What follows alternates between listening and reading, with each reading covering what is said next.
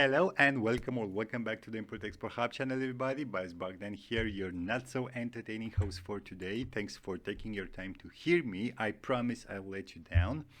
Anyways, guys, joke aside, let's see together the 5 products that I recommend exporting towards Germany. And my first recommendation comes from heading 9403.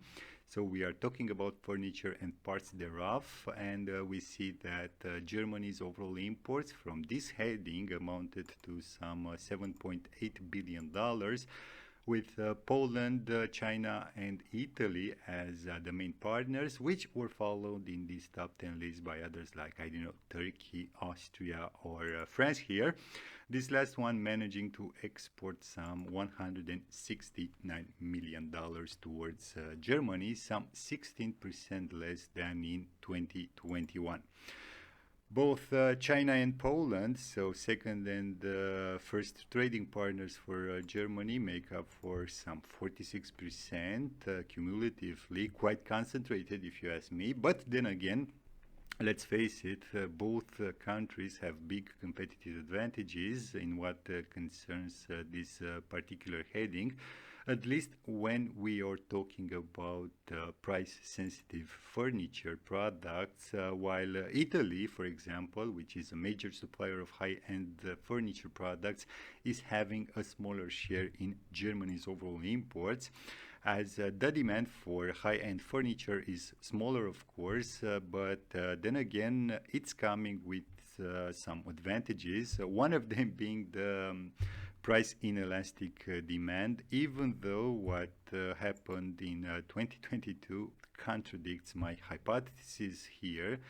And here context has a lot to do, as in 2021, let's not forget this, we had the helicopter money coupled with a lot of work from home activities, which of course fueled the need of furniture.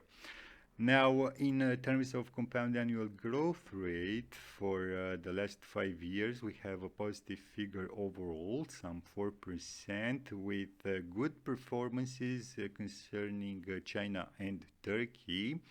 And guys, if I were to bet on one of these two countries in terms of the next 5 years development, my one penny would go on Turkey.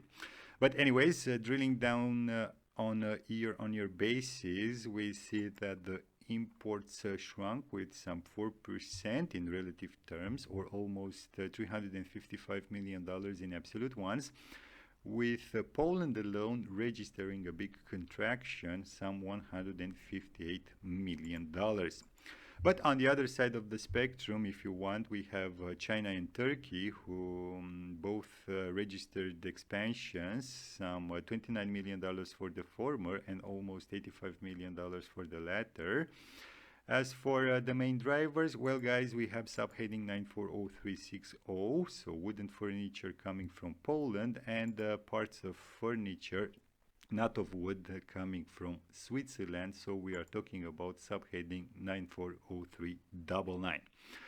Jumping now to my second recommendation for you, we have here heading 4401, fuel wood basically, with some $423 million worth of imports for 2022, with Poland, Ukraine, and the Netherlands as the main drivers, partners, followed in this top 10 list by others like, I don't know, Denmark, Latvia, or the Russian Federation. This last one with some $12.3 million worth of exports towards Germany in 2022. Poland, as you can see, again dominates in terms of absolute and relative values in Germany's overall imports from this heading, with almost 5% compound annual growth rate for the last 5 years, while on a year-on-year basis it had almost 61% positive change, translating into some $43 million, which, by the way, is also the largest in this top 10 list, followed then by Ukraine with some $28 million and the Czech Republic with some $22 million. As we can see here, on a year-on-year basis, all the top 10 partners basically registered expansions. So let's face it, 2022 was a good year for those countries. While in terms of main drivers, well, we have wood briquettes coming from Ukraine, so subheading 440132, while from Lithuania, we have fuel wood, so subheading 440112. Moving now to my third recommendation, we have here heading 0304. So we are talking about fish fillets and other fish meat with some $2 billion worth of imports for 2022, with China, Poland, and Norway as the main partners, which were followed in this top 10 list by others like, I don't know, the Netherlands, Denmark, or Vietnam. This last one managing to export towards Germany some $42 million worth of goods, which is almost 62% more relative to the previous year, so 2021. Now, in what concerns the year-on-year dynamics, we have a positive 19% change, translating to some $324 million, with almost all the top 10 partners having registered positive changes, except for Denmark, the United States, and also Lithuania, who also their exports shrunk, especially the United States, some $36.5 million year-on-year contraction. But on the other side, we have the performers who managed positive results, and I will only mention four of them. So China, Poland, Norway, and also the Russian Federation, all with figures above the $45 million mark. As for the main drivers, well, guys, we have fresh or chilled fillets of Pacific salmon coming from China. So that's globalization, guys. And frozen fillets of Alaska pollock coming from the Russian Federation. Jumping now to my fourth recommendation, we have here beauty or makeup preparations and preparations for the care of the skin, with some $2.6 billion worth of imports for 2022. And we have here France, Poland, and Switzerland as the main partners, followed in this top 10 list by others like, I don't know, Italy, Spain, or China. For Spain, for example, it managed to export towards Germany some $91 million worth of goods from this particular heading. Now, in terms of compound annual growth rate, again, for the last 5 years, well, this is slightly negative, some 1%.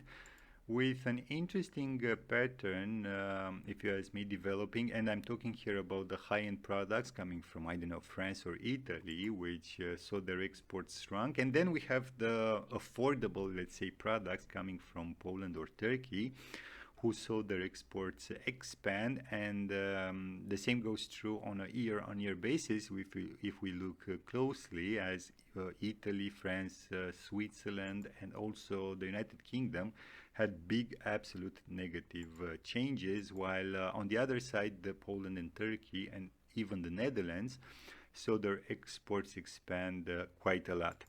Now, guys, I don't know if the Netherlands exports are driven by pure local brands. Personally, I don't know any makeup brand from the Netherlands. But rather, and here it's just my educated guess, by the way, I think that, I don't know, the United Kingdom and other smart manufacturers are using the Netherlands and as an export platform for triangular trade in order to benefit from lower corporate taxes. But again, this is my guess. I'm not a tax expert here. So as I was saying, I will move on the main drivers. And here basically, guys, we have the same subheading for both Poland and China. So we are talking about subheading 330499. And now, guys, my fifth And last recommendation for you comes from heading 1509. So we are talking about olive oil, and as we can see here, Germany's overall imports amounted to some $390 million, with Italy, Spain, and Greece also as the main partners, which were followed by others like, I don't know, France, Portugal, or Morocco, to name just a few from this list. As we can see here, Italy is dominating with its 51% share in Germany's imports from this heading, even though both the compound annual growth rate and year-on-year dynamics is negative. And we have some 1% contraction in relation to the compound annual growth rate for the last 5 years, and some 16% in what concerns the year-on-year change, which translated into some $38.3 million, which, by the way, is not a small amount if you ask me. And again, if you ask me, this is not a supply-driven contraction, but rather a demand one, as price-sensitive German consumers are reacting to inflation, and this is cascading upstream, of course, basically putting pressures on the importers from Germany to find new and more affordable sources for the olive oil. And as in the case with the furniture sector, Turkey is gaining traction, and the same goes true for Greece also. So the next couple of years could mean good business for both Greek and Turkish olive oil exporters. For me, at least, it seems very strange how Tunisia's exports shrunk, especially from 2021 onwards, and I can only speculate here that German importers weren't able to compete on price with the Italian and the Spanish ones, two of the most important partners for Tunisia. And guys, I won't tell you how Italian and Spanish companies are mixing the olive oil coming from Tunisia with the one originating in their countries. This isn't completely other story, a dirty one if you want, so I will let you search this subject. Now I will move to the year-on-year changes, and we see that we have a 4% contraction, or some $16 million if I were to put a dollar value to this percentage, with only 4 countries from this top 10 list managing positive results. Spain here having the largest absolute positive change of roughly $21.5 million. And speaking of Spain here, let's see the main driver also, and we have subheading 150920. So extra virgin oil, EU category 1, and as you can see here, the same one drove Italy's exports as well. And guys, with this oily business covered as well, that's it for today. Thank me by hitting those small buttons below this video, and as usual, until next time, keep your business safe. Thanks.